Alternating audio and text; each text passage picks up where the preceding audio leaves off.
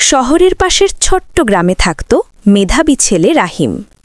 একদিন সে পুরনো কিছু যন্ত্রপাতি নিয়ে বানিয়ে ফেলল একটি ছোট্ট রোবট, নাম দিল টুটুল।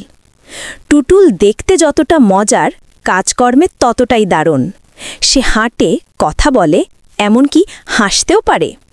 রাহিম টুটুলকে স্কুলে নিয়ে গেলে সবাই অবাক হয়ে যায়। টুটুল হালকা নাচ দেখায়, বন্ধুরা হেসে লুটোপুটি খায়। কিন্তু দুপুরে হঠাৎ একটি বড় ঝড় ওঠে। স্কুলের পিছনের গাছ ভেঙে পড়ে এবং মাঠের মাঝখানে আটকে পড়া এক ছোট ছেলেকে বের হতে পারে না। সবাই ভয় পেয়ে যায়।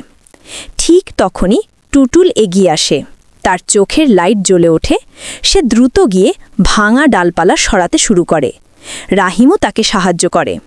কিছুক্ষণ পর টুটুলের জোরে আটকে থাকা ছেলেটিকে উদ্ধার করা যায়। সবাই হাততালি দেয়। টুটুলকে হিরো রোবট বলে ডাকতে শুরু করে।